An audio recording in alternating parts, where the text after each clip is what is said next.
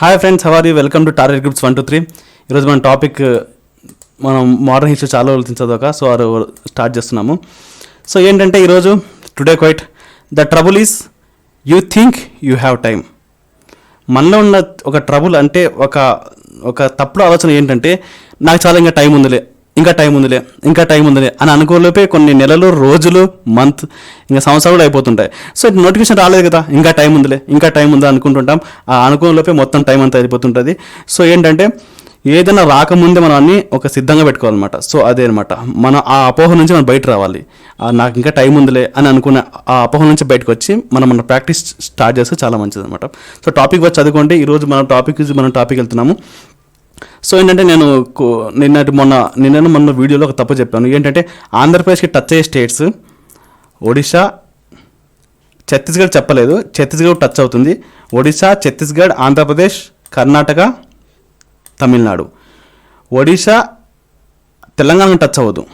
So Andhra Pradesh touch అయ్యే states Odisha, Chhattisgarh, Andhra Pradesh, Telangana, Tamil Nadu. Odisha, Chhattisgarh, Telangana, Karnataka, Tamil Nadu. So ఈ 5 states touch అవుతాయి అనమాట. సో నేను 4 చెప్పాను, సారీ. సో నెక్స్ట్ ఏంటంటే ఈరోజు మనం డైరెక్ట్ టాపిక్లో వెళ్ళిపోదాం. చాలా టాపిక్స్ ఉన్నాయి ఈరోజు. మోడర్న్ హిస్టరీ మనం ఈరోజు స్టార్ట్ చేసే సిలబస్ అంటే home rule movement, non cooperation movement, Mahatma గాంధీకి సంబంధించిన మహాత్మా గాంధీకి సంబంధించిన చాలా బిట్స్ మొన్నటి మహాత్మా గాంధీ జయంతి రోజు మనం రిలీజ్ చేసాం. దాంట్లో చూసుకోండి. దాంట్లో కొన్ని తప్పిపోయినాయి, అంటే దాంట్లో మిస్ అయిన కొన్ని చాలా బిట్స్ దీంట్లో మనం కవర్ చేసాం అనమాట. సో దాంతోపాటు 1910 జరిగినటువంటి జలియన్వాలా బాగ్, రౌలత్ చట్టము, మానిటరీ చేంజ్ ఫర్ సంస్కరణల గురించి మనం అన్ని వీడియోలో డిస్కస్ చేద్దాం. ఎవరైనా మహాత్మా గాంధీకి సంబంధించిన వీడియో మిస్ అయితే ఆ వీడియో చూసుకున్న తర్వాత ఈ వీడియో చూడండి. ఎందుకంటే మహాత్మాకి సంబంధించిన చాలా బిట్స్ అక్కడ ఈవెన్ సహాయ నిరాకరణ ఉద్యమము, civil disobedience movement, quit India ఉద్యమము, వ్యక్తిగత సత్యాగ్రహము, ఉప్పు సత్యాగ్రహము, చంపారన్ సత్యాగ్రహము, ఖేడా సత్యాగ్రహము, ఆయన ఎప్పుడు ఇండియాకి వచ్చారు, ఎవరి వల్ల అక్కడ వెళ్ళారు, అక్కడ ఎందుకోసం వెళ్ళారు, అవన్నీ ఆ వీడియో చెప్పబడ్డాయి అనమాట. సో ఆ వీడియో చూడండి. ఆ వీడియో చూసిన తర్వాత ఈ వీడియో చూడండి. ఓకే, ఆ లింక్స్ అన్ని కింద డిస్క్రిప్షన్ బాక్స్లో ఇచ్చేస్తాను. సో ఫస్ట్ కోసం మనం ఒకసారి వెళ్తే, what is the true about Tilak's league? Tilak start చేసినటువంటి హోమ్ రూల్ ఉద్యమం తిలక్, ఎనిమిషన్ ఇద్దరు స్టార్ట్ చేశారు. ఈ ఇద్దరికి సంబంధించి ఫస్ట్ తిలక్కి సంబంధించిన వాటిలో ఈ కింది వాటిలో ఏది నిజం అంటున్నాను అనమాట. ఫస్ట్ ఆప్షన్ ఏంటి? ఫార్మ్డ్ ఇన్ ఏప్రిల్ 1917, ఏప్రిల్ 1917లో ఏర్పడింది. Restricted to Maharashtra excluding Bombay. Maharashtra restricted, Karnataka central province barrier. Maharashtra Bombay నగరాన్ని మినహాయించి మహారాష్ట్ర మొత్తం, కర్ణాటక సెంట్రల్ ప్రావిన్స్ మరియు బీరార్లకు పరిమితం కాబడింది. ఇంత ప్రాంతాన్ని పరిమితం కాబడింది అనమాట. So it has 6 branches. దీనికి 6 శాఖలు ఉన్నాయి. ది డిమాండెడ్ స్వరాజ్య. తిలక్ గారి యొక్క డిమాండ్ ఏంటంటే స్వరాజ్యం ఇవ్వాలి. Formation of linguistic state, education in the vernacular. మాతృభాషలో విద్య డిమాండ్ చేస్తున్నాను అనమాట. స్వరాజ్యం కోసము మరియు ఫార్మేషన్ ఆఫ్ లింగ్విస్టిక్ స్టేట్ అనమాట, భాషకు సంబంధించిన స్టేట్ ఏర్పడాలని. సో ఈ only AB correct, only BCD correct, only ABC correct, all of the above. So పైవన్నీ కరెక్ట్ అని అడుగుతున్నాడు. ప్రాక్టీస్ చేయండి. ఈ కింద ఈ 4 దాంట్లో మీకు ఏ తెలుసో చేయండి. సో నేను ఎక్స్ప్లెనేషన్ వెళ్ళిపోతాను. ఏంటంటే మనం తిలక్ లీగ్ గురించి మాట్లాడుకుంటే, Tilak set up his a home rule league in April 1916లో ఏప్రిల్ 1916 స్టార్ట్ చేశారు. It was restricted to the Maharashtra excluding Bombay ఇచ్చిపెట్టి మహారాష్ట్ర మొత్తము, కర్ణాటక మొత్తము, central province and the Berar. It has 6 branches. దీనికి తిలక్ గారికి 6 బ్రాంచ్లు ఉన్నాయి. The demands including the swarajya, formation of linguistic states, education in the vernacular. So answer is 1917 చెప్పారు. 1917 కాదు, 1916. చూడండి, ఇక్కడ కూడా 1916 ఉంది. సో ఆన్సర్ ఈస్, సో ఏ తప్పు అంటే బీసీడి కరెక్ట్ అనమాట. సో బీసీడి ఆన్సర్ ఏంది? 2. So 2 is correct answer. So అదే అనమాట, గుర్తుపెట్టుకోండి. సో బీసెంట్ గారి లీగ్కి సంబంధించి ఏది కరెక్ట్ అని అడుగుతున్నాడు. Next question. Formed in September 1916, spread over the most of the India where there is a no Tilak league. It has 200 branches. 200 branches ఉన్నాయంట. ఇది తిలక్కు లేని భారతదేశం చాలా వరకు విస్తరించింది. సో తిలక్ గారి కన్నా ఎనిమిషన్ గారి లీగ్ దేశం మొత్తం విస్తరించింది అని అంటున్నారు. Second bit. George Arundale was its organising secretary. George Arundale ఈయన గారు నిర్వాహక కార్యదర్శిగా ఉన్నారు బీసెన్ గారి లీగ్కు.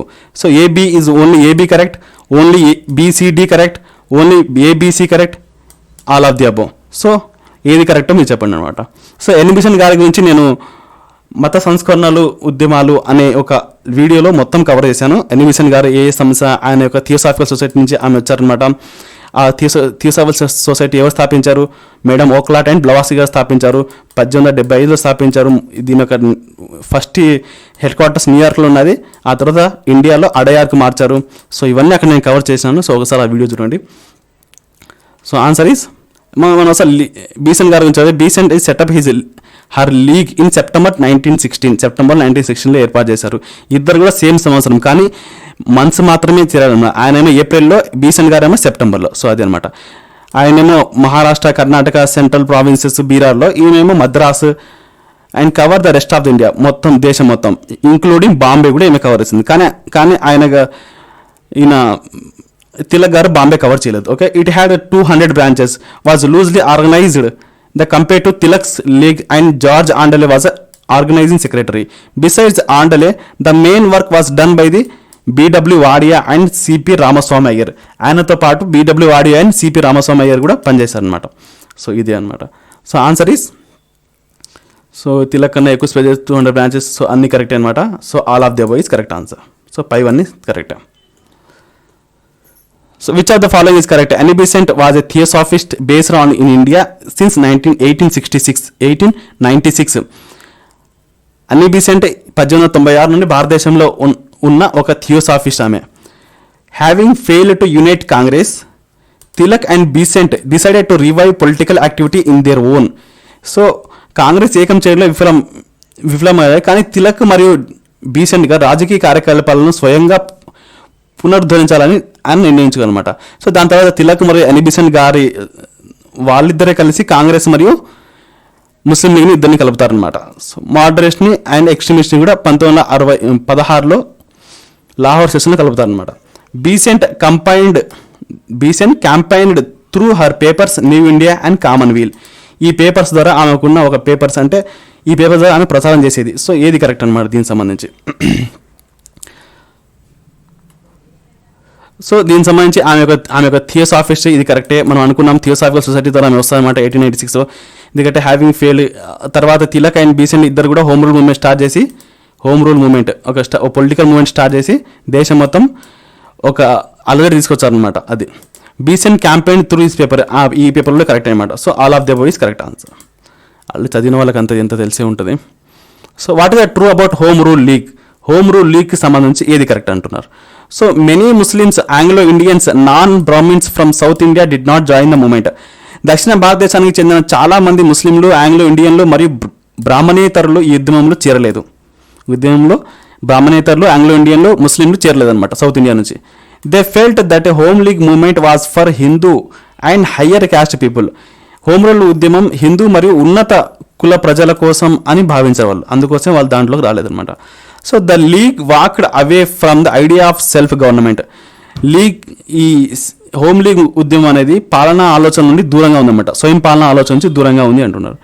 The league attracted the politically backward regions of Gujarat and Sindh. Gujarat మరియు సింధ్ అనే ప్రాంతాలకు కూడా ఇది హోమ్ రూల్ మూవ్మెంట్ అక్కడ కూడా ఆకర్షించింది అని అంటున్నారు.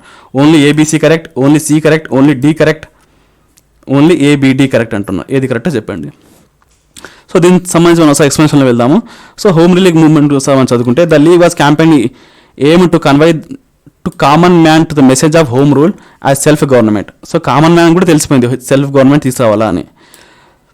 So it carried a much wider appeal then the earlier mobilisation and also attracted the hitherto politically backward regions of Sindh and Gujarat. So ఈ సెంటెన్స్ మనకు ఉంది కదా, సింధ్ మరియు గుజరాత్ అనే ప్రాంతాల్లో కూడా ఇది అట్రాక్ట్ చేయబడింది, అంటే ఆకర్షించబడింది. So D is correct. D ఎక్కడ ఉందో అవన్నీ కరెక్ట్. సో ఓన్లీ 3 అనే కావచ్చు, ఏబిడి కూడా కావచ్చు. సో చూద్దాం, ఇంకా సెంటెన్స్ ఉన్నాయి కదా. The aim was to be achieved by promoting political education and discussion through public meetings, organizing libraries and reading rooms containing books and national politics, holding conferences and organizing classes for students on politics and carrying a propaganda through the newspapers. అంటే లైబ్రరీలు ఏర్పాటు చేయడము, అక్కడ reading rooms ఏర్పాటు చేయడము, public meetings ఏర్పాటు చేయడము, ఈ విధంగా వాళ్ళు హోమ్ రూల్ మూవ్మెంట్ని సాగించారనమాట. ఈ విధంగా వాళ్ళు ప్రజలలో ఒక చైతన్యం తీసుకొచ్చారనమాట. సో పోస్టర్స్, పాంప్లెట్ల ద్వారా, postcards, plays, religious songs ద్వారా collecting funds from the social work and participating in local government activities. So funds ఏర్పాటు చేసుకుని మీరంతా లోకల్ గవర్నమెంట్ పార్టిసిపేట్ చేయాలి, గవర్నమెంట్లో మీరు పార్టిసిపేట్ చేయాలి, ఇలా మనం దూరంగా ఉంటే వాళ్ళు ఇష్టం వచ్చినట్టు చేస్తారు అని అందరిలో ఒక అలజడి లేపుతున్నమాట. The Russian revolution 1917 proved that and added advantage of home rule campaign. రష్యాలో కూడా హోమ్ రూల్ క్యాంపెయిన్ ఏర్పాటు చేశారు.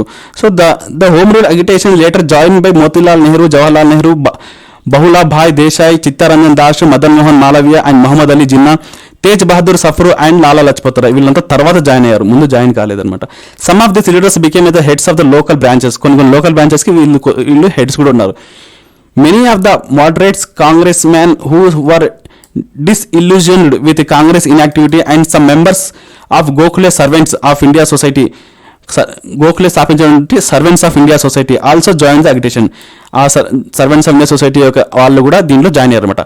However Anglo Indians, most of the Muslims and non Brahmins south Indian did not join as they felt home rule would mean rule to the Hindu majority and the too mainly by high caste. So ఇక్కడ వచ్చిన sentence చూడండి.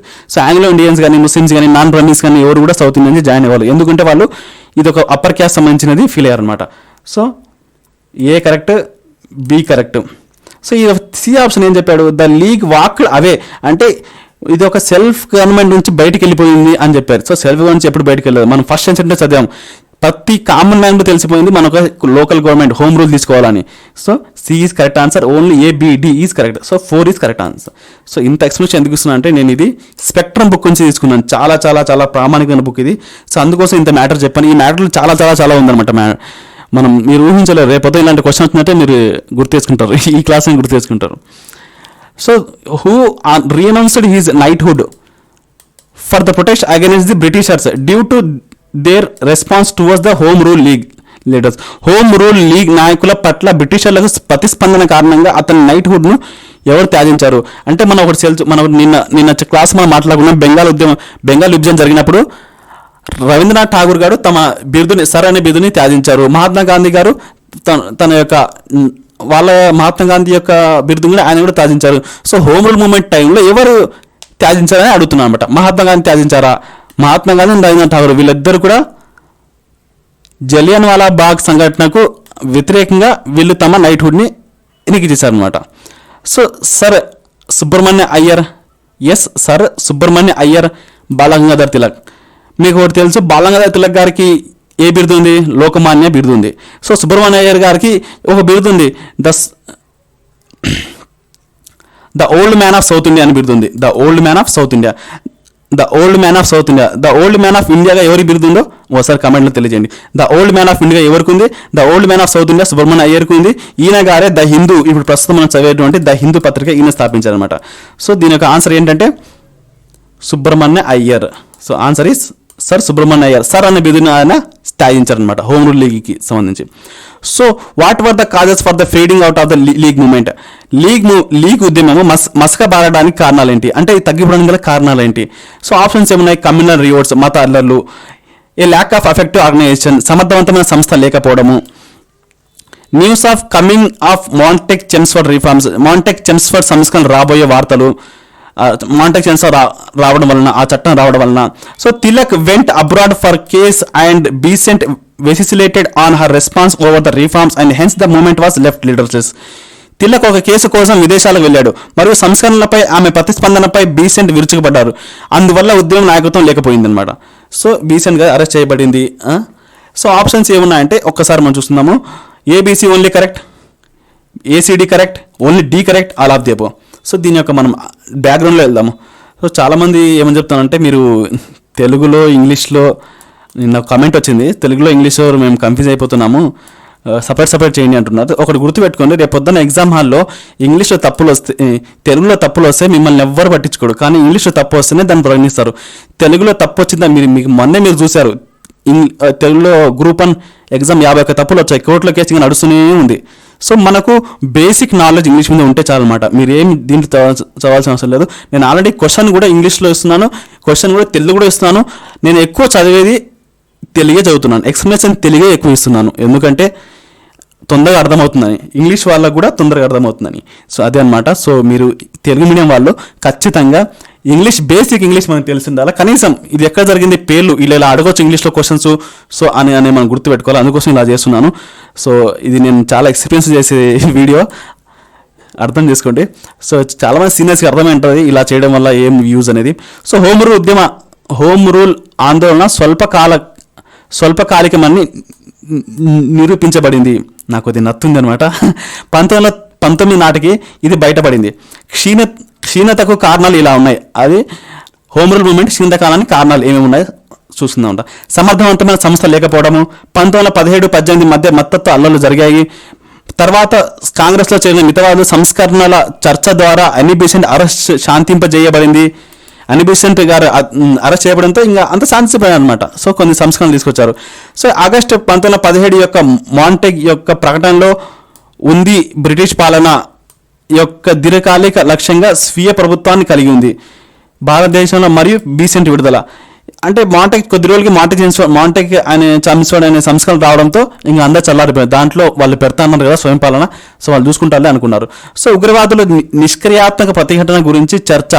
September 1918 నుండి మితవాదుల కార్యకలాపాలకు దూరంగా ఉన్నారు. So ఈ ఉగ్రవాదుల యొక్క నిష్క్రియాత్మక ప్రతిఘటన ఇంకా పెరిగిపోవడంతో అక్కడ కూడా ఇదొక కారణం అనమాట. తర్వాత మాంటెక్ చైన్స్ఫర్డ్ సంస్కరణలు అయ్యాయి. జూలై 1918 తెలిసినది జాతీయవాద ర్యాంకులను మరింత విభజించింది. సో జాతీయవాదం అనమాట, కొందరు కావాలని కొందరు వద్దని, అలా మనలో మధ్య ఒక డివైడ్ అండ్ రూల్ చేశారనమాట. తిలక్ విదేశాలకు వెళ్ళవలసి వచ్చింది. సెప్టెంబర్ 1918లో ఒక కేసుతో కనెక్షన్ అయితే అన్ని బెసెంట్కు విరుచుకుపడ్డారు. సంస్కరణలు మరియు నిష్క్రియాత్మక యొక్క పద్ధతులను ఆమె ప్రతిస్పందన. బీసెంట్ సానుకూల ఆధిక్యాన్ని ఇవ్వలేకపోయారు. మరియు తిలక్ ఇంగ్లాండ్లో ఉద్యమం నాయకత్వం లేకుండా పోయింది. సో తిలక్ గారు లేకపోవడము, ఈమె అరెస్ట్ కాకపోవడము, ఈమె మాట ఎవరు వినకపోవడము, సో ఇవన్నీ కావని మితవాదులను పట్టుబట్టడం, ఇవన్నీ కారణాలు అయ్యాయి అనమాట. So answer is all of the above. ఇది D all of the above. So పైవన్నీ కరెక్ట్ అనమాట. So where and when the extremist were readmitted into the Congress. ఎప్పుడు కాంగ్రెస్లో ఎక్స్ట్రీమిస్ట్ కలిశారు అంటున్నమాట. లాహోర్ 1916, లక్నో 1916, కరాచీ 1917, సూరత్ 1917. సో ఆన్సర్ తెలిసిన వాళ్ళు చెప్పండి. ఏంటంటే లక్నో 1916. 1907 సూరత్ సెషన్లో కాంగ్రెస్ అండ్ ఎక్స్ట్రీమిస్ట్ ఇద్దరు విడిపోతారు. మనం ఆల్రెడీ నిన్నటి వీడియో డిస్కస్ చేసాము అదనమాట. 1916లో ఎన్బిసెట్ మరియు తిలక్ గారి యొక్క సహకారంతో ఇద్దరు ఎక్స్ట్రీమిస్ట్ మోడరేట్ ఇద్దరు కలుస్తారు. కాంగ్రెస్ ఏకమవుతుంది. ముస్లిం లీగ్ కాంగ్రెస్ ఇద్దరు కలుస్తారు, అది కూడా ఏకమవుతుంది. సో ఈ లక్నో ప్యాక్ట్ అంటారు కొందరు. ఓకే, లక్నో ఒప్పందం కూడా అంటారు అనమాట. So B is correct answer. So what were the negative fallouts of Lucknow pact between the Congress and the Muslim League. Congress మరియు ముస్లిం లీగ్ మధ్య లక్నో అని చెప్పాను కదా, కాంగ్రెస్ లక్నో ఒప్పందం ప్రతికూల పతనాలు ఏమిటి? ఈ కింద ఆ ఒప్పందంలో ఉన్నటువంటి నెగిటివ్స్ ఏంటి అడుగుతున్నాను అనమాట. So acceptance of principle of separate electors అంటే ప్రత్యేక ఓటర్ల సూత్రాన్ని అంగీకరించడం. Congress and League came out of the separate political entities. Leaders came together but efforts to bring together the masses weren't done. నాయకులు ఒక చోట చేరారు కానీ ప్రజలను ఒక చోట చేర్చి ప్రయత్నాలు చేయలేదు. అంటే ఏసీ మాత్రమే కరెక్ట్, ఏబి మాత్రం correct, only C all of the above. So answer is all of the above. ఎందుకంటే సపరేట్ ఎలక్టరేట్ అదొక నెగిటివ్ పాయింటే, అందరం కలుపుకోపోయింటే బాగుండేది. అటు ముస్లిమ్స్కి సపరేట్ ఎలక్టరేట్ చేసి, సో అదొకటి. అదే దేశ విభజన కూడా మొట్టమొదటి స్టెప్ అయింది అన్నమాట. సో బెంగాల్ విభజన మొట్టమొదటి స్టెప్, సెకండ్ స్టెప్ ఇది సపరేట్ ఎలక్టరేట్, ఇదే డివైడ్ అండ్ రూల్ అనమాట. ఇవన్నీ డివైడ్ అండ్ రూల్ చేసేవి అనమాట. సో కాంగ్రెస్ లీడర్స్ కూడా came out of the separate political entities. Congress ఎంటిటీలు ప్రత్యేక రాజకీయ సంస్థలుగా వచ్చాయన్నమాట. వాళ్ళు సపరేట్ మెయిన్ సపరేట్ అనుకున్నారు అంత వాళ్ళు. సో ఈ ముస్లిం లీగ్ ఎప్పుడు వచ్చింది మనం ఒకసారి డిస్కస్ చేసుకున్నాం. 1906లో ఢాకా రాజధానిగా ఏర్పడింది అనమాట. సో ఎవరు ఏర్పాటు చేశారు మనం ప్రీవియస్ వీడియోలో అనుకున్నాం, చదువుకోండి ఒకసారి చూడండి. నేను ప్రతి వీడియోలో చాలా చాలా చాలా కొత్త పాయింట్స్ తీసుకొస్తున్నాను. మీకు ఈ తెలుగులో ట్రాన్స్లేట్ చేయాలంటే ఎంత కష్టం అంటే మీరు ఇంకా ఊహించలేరు, చాలా టైం పడుతుంది. సో దీనికోసం మీరు ఒక లైక్ కొట్టండి అండ్ చాలామంది షేర్ చేయండి. First of all leaders came together but efforts are bring together masses weren't done. అంటే ఈ మాసెస్కి ప్రజలని ఒక చోట చేర్చారే కానీ వాళ్ళని కలుపుకోబోలేదు అనమాట, అది అనమాట. సో ఇవన్నీ ఒక ఫ్లాస్ అనమాట దీంట్లో. So what was about Montagu Chelmsford reforms సంబంధించి ఏది సరైనది అంటున్నమాట. Introduction of dyarchy at the provincial level. ప్రావిన్షియల్లో డయార్కీ సిస్టమ్ని పరిచయం చేయడం. Dyarchy means rule of 2 executive councillors and popular ministries. Dyarchy అంటే ఇద్దరు ఎగ్జిక్యూటివ్ కౌన్సిలర్లు మరియు ప్రజామంత్రుల పాలన. Subjects for divided into 2 list, reserved and transfer list. ఈ రిజర్వ్డ్ అండ్ ట్రాన్స్ఫర్ లిస్ట్ అని చెప్తాను. రిజర్వ్డ్ అంటే గవర్నర్ తీసుకుంటారు, ట్రాన్స్ఫర్ అంటే కింద మనకి ఇస్తారనమాట, సో ఇండియన్స్కి ఇస్తారు. రిజర్వ్డ్ అంటే మొత్తం వాళ్ళు ఏం చేస్తారంటే దానికి వాళ్ళకి మంచి మంచి కరెన్సీస్ విదేశాలకు వెళ్ళడం అవన్నీ ఏమో రిజర్వ్లో వాళ్ళు పెట్టుకుంటారు. మనకు వ్యవసాయము చిన్న చిన్న ఇస్తారన్నమాట, ఎడ్యుకేషన్ ఇలాంటివన్నీ మనకి ఇస్తాము. సో ట్రాన్స్ఫర్ జాబితా అంటారు.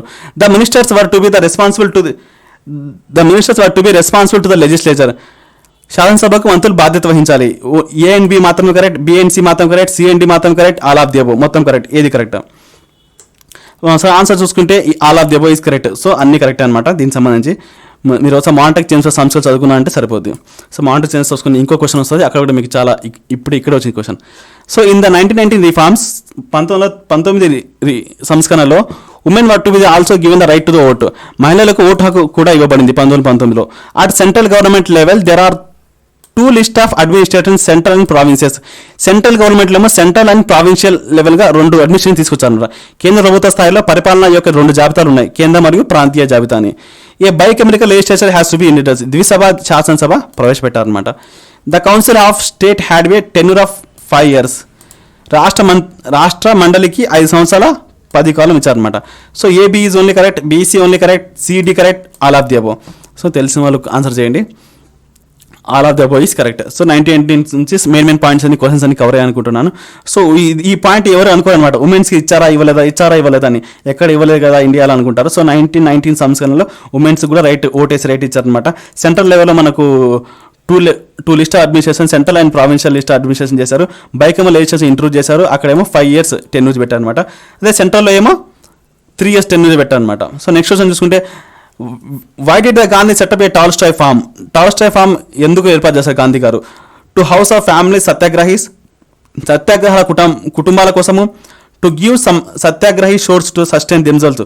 తమను తాము నిలబెట్టుకోవడానికి సత్యాగ్రహి మూలాన్ని ఇవ్వడం. నిలబెట్టుకునే సత్యాగ్రహాన్ని మూలాన్ని ఇవ్వడం. Only A correct, only B correct, both none. So ఈ గాంధీకి సంబంధించి కొన్ని ఈ క్వశ్చన్లు అక్కడ గాంధీకి సంబంధించిన వీడియోలో కవర్ కాదు, ఇక్కడ కవర్ చేస్తున్నాను. ఎవరైనా ఆ గాంధీ వీడియో చూడడం వల్ల ఆ వీడియో చూసేయండి, చాలా బిట్స్ కవర్ అవుతాయి మీకు.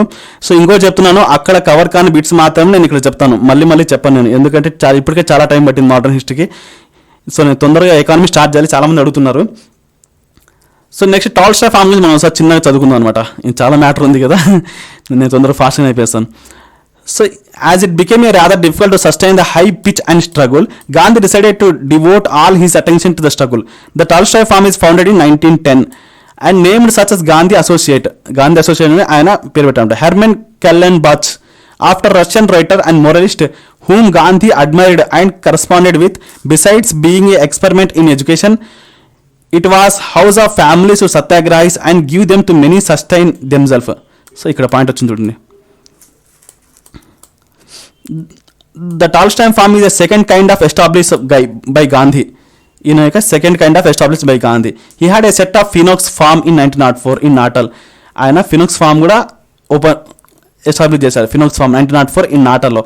Inspired by reading of John Ruskin యొక్క కవి ఒక బుక్ చదివి ఆయన ఇన్స్పైర్ అయ్యి ఇది ఫోనిక్స్ ఫార్మ్ కట్టాడనమాట. గాంధీ గారి ఒక వీడియోలో జాన్ రస్కిన్ గురించి ఆ బుక్ ఏం రాశారు అనే దాని గురించి అక్కడ నేను చెప్పాను.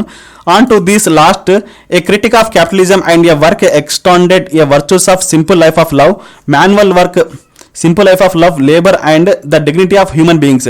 As at a Phoenix settlement, the Tolstoy farm too, a manual work went hand in hand with instructions.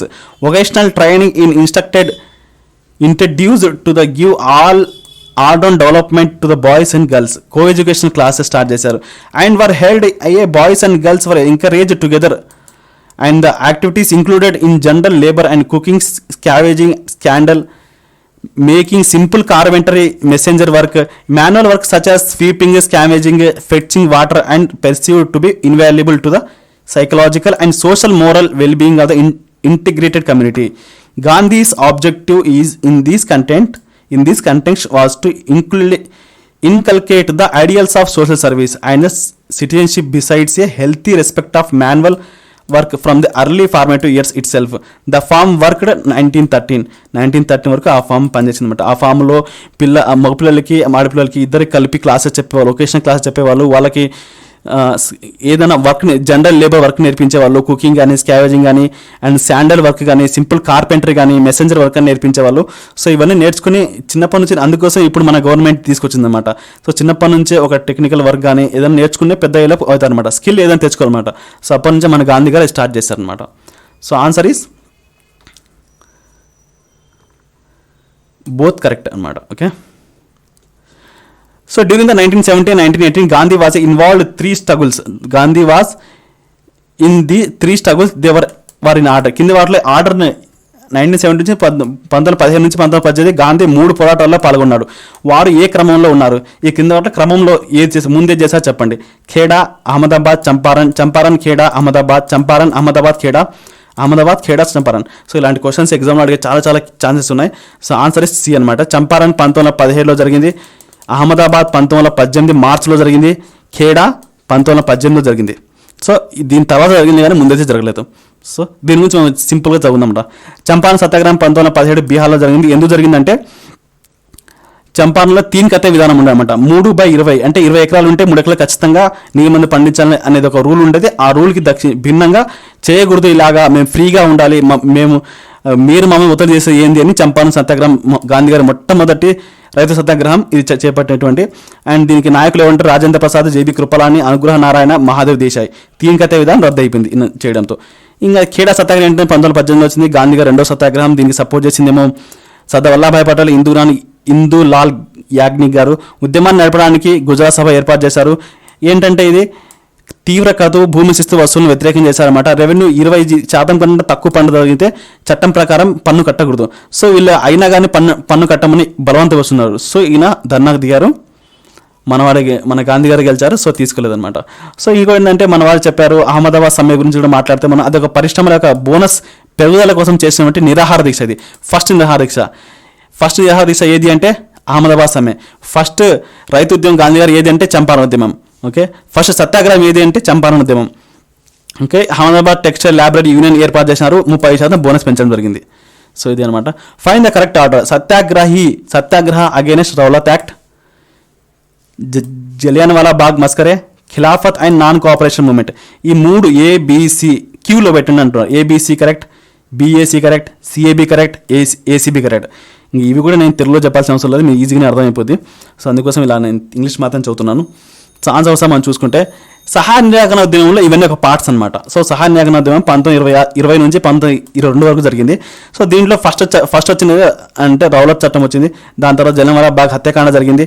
దాని తర్వాత 1910 మాంటెక్ చేన్స్ఫర్ సంస్కరణలు వచ్చాయి. తర్వాత ఖిలాఫత్ ఉద్యమం వచ్చింది. సో వీటి గురించి మనం బ్రీఫ్గా తెలుస్తున్నాం. రౌలత్ చట్టం అంటే ఏంటంటే ఇప్పుడు వారెంట్ లేకుండా ఏం లేకుండా డైరెక్ట్ వచ్చి పోలీసు మిమ్మల్ని పట్టుకుపోయి రీజన్ చెప్పరు, ఏం చెప్పరు, ఎప్పటికి పోతారు. దాన్ని రౌలత్ చట్టం అంటారు. సో రౌలత్ చట్టం గురించి ఏం చెప్తారంటే ఈ హోమ్ రూల్ మూవ్మెంట్ ఎనిమిషన్ గారు అండ్ ఈయన తిలక్ గారు ధర్నా చేసేటప్పుడు చేసిన తర్వాత మేము మీకు ఇస్తాంలేండి అని చెప్తే అప్పుడు మాంటెక్ చేన్స్ఫర్ సంస్కరణ. ఆ మాంటెక్ చేన్స్ఫర్ సంస్కరణ ఎలా ఉన్నాయంటే క్యారెట్ అండ్ స్టిక్ లాగా ఉంటాయి. అంటే ఒక చేతితో క్యారెట్ ఇచ్చినట్టు ఇంకో చేతితో కొట్టారు స్టిక్ తీసుకొని. సో ఇదే అనమాట. ఒకవైపు ఏమో క్యారెట్ ఇచ్చినట్టు మాంటెక్ చేన్స్ఫర్ సంస్కరణ తీసుకొచ్చారు. దాంతోపాటు ఏం చేశారంటే రౌలత్ చట్టం తీసుకొచ్చి కొట్టారనమాట. సో అదే రౌలత్ చట్టం ఏంటి, నిన్ను ఏమీ చెప్పకుండా నిన్ను తీసుకుపోయి జైలు వేస్తారనమాట. నీకు ఎప్పటికీ వదిలిపెట్టరు, వాళ్ళ ఇష్టం వచ్చినా వదిలేస్తారనమాట. సో అదే అనమాట. రౌలత్ చట్టం అరెస్ట్ చేసిన వ్యక్తిని ఎంతకాలమైనా జైల్లో ఉండవచ్చు. సో దానికి వ్యతిరేకంగా గాంధీ సత్యాగ్రహం ఏర్పాటు చేశారు. దీనికి ఈ రౌలత్ చట్టం వల్ల ఎవరు అరెస్ట్ చేయారంటే సత్యపాల్ అండ్ సైఫుద్దీన్ కిచ్లు అరెస్ట్ అవుతారు. సో వీళ్ళ అరెస్ట్ అయినందుకు గాను వీళ్ళందరూ జలియన్వాలా అని ఒక పార్క్లో బాగ్ అంటే పార్క్, ఆ పార్క్లో అందరూ ఒక మీటింగ్ చేసుకుంటారు అనమాట. ఆ మీటింగ్లో ఎప్పుడు జరిగింది? ఏప్రిల్ 13, 1919లో జరిగింది. సో అక్కడ ఈయన మన పంజాబ్ గవర్నర్ అయినటువంటి మైఖేల్ ఓ డయ్యర్ ఎటువంటి ఒక ముందస్తుగా ఒక వార్నింగ్ ఏమి ఇవ్వకుండా డైరెక్ట్గా అంటే కాల్చడం మొదలు పెట్టారు అనమాట. అంటే ఇంకా అదొక గోడ ఉంది, చుట్టూ గోడ ఉంది, వీళ్ళు మాత్రం గేట్ దగ్గర ఉన్నారు, ఇంకా గన్స్ తీసుకుని కాల్చడం మొదలు పెట్టారు అనమాట. అలా చంపడం ఒక 1000 మంది దాకా చనిపోయారు.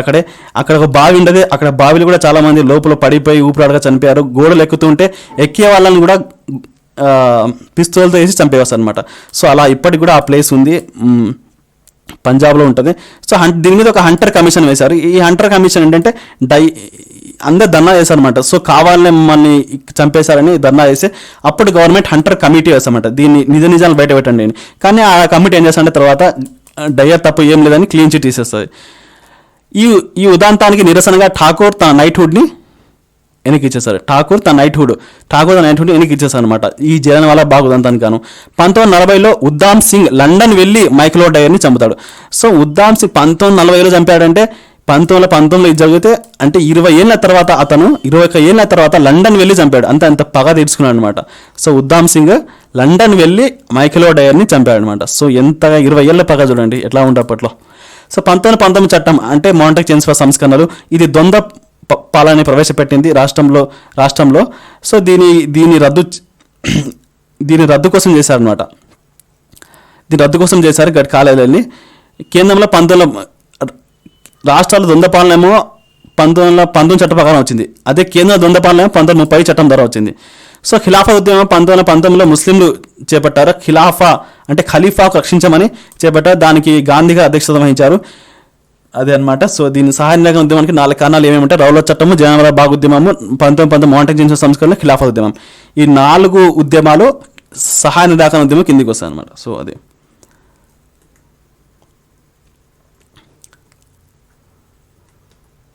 So answer is ABC correct అనమాట. ఆన్సర్ ముందు సత్యాగ్రహం రౌలత్ చట్టం వచ్చింది, తర్వాత జలియన్వాలా బాగ్ మస్కర్ అవుతుంది.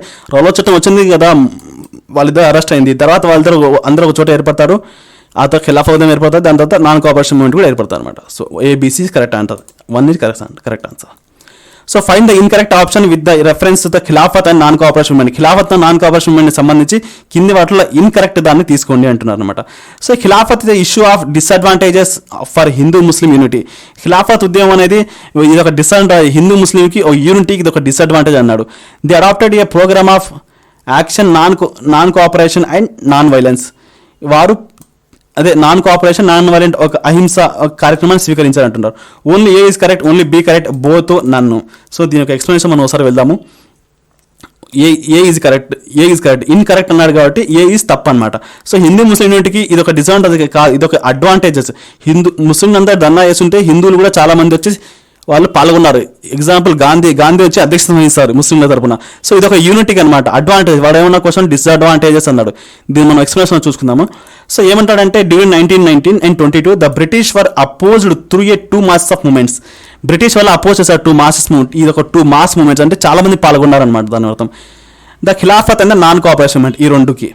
Though the 2 movements emerged from the separate issues. ఈ 2 movements కూడా సపరేట్ ఇష్యూసే. ఖిలాఫత్ మూవ్మెంట్ దేనికి, ముస్లిం యొక్క ఖలీఫాను వదిలిపెట్టమని. అదే నాన్ కోఆపరేషన్ మూవ్మెంట్ ఏంటి, దేశంలో ప్రభుత్వానికి సహకారం అందించకపోవడం. అదే నాన్ కోఆపరేషన్ మూవ్మెంట్.